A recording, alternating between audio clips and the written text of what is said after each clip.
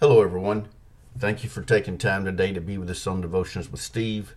Another day of trying to grow stronger, more powerful than ever before. Hey, are you trying to grow stronger, more powerful? You know, we've been saying that for about a year now. You're going to grow more stronger, more powerful. Part of the things and part of the ways that we grow stronger is by our relationships.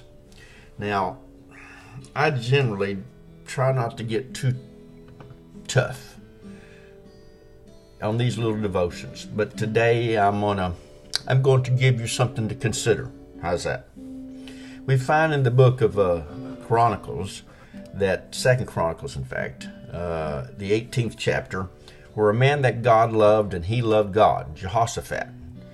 God loved him because he did things that he was supposed to do. He tore down the idols. He rebuked Israel for their false living. And in what he thought was a sense of urgency, he aligned himself with a king, Ahab, that was very evil. In fact, you take time to read this, and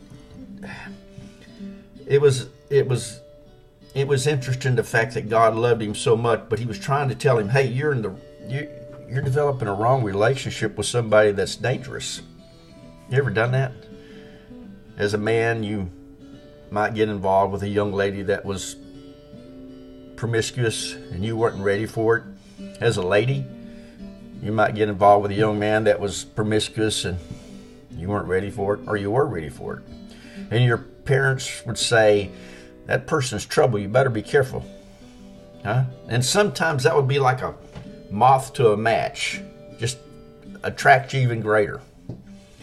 You see, relationships are something that we can look at in the past, in the present, and in the future. How am I going to respond with a relationship with the individual I'm looking at, I'm talking to? And I'm not just talking about marriage. I'm talking about business, finances. Are you aware if you pick the wrong person, they could cause you more problems than you could believe? They may steal all the money. They may tell the prosecutor that you're the evil one. Huh? So you would be very cautious about your relationships with that individual. Now let's go to the other side.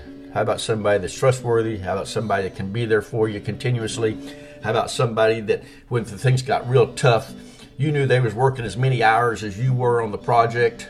You didn't have to guess where they were. They were where they were supposed to be.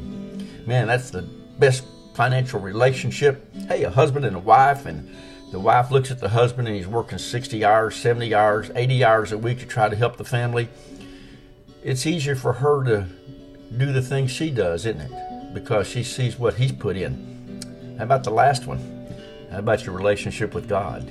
Jesus paid it all, and he's willing to be there for you too. Hey, that's it for today. Until next time, may God bless you and your family. And remember, having a relationship with him is the very best thing.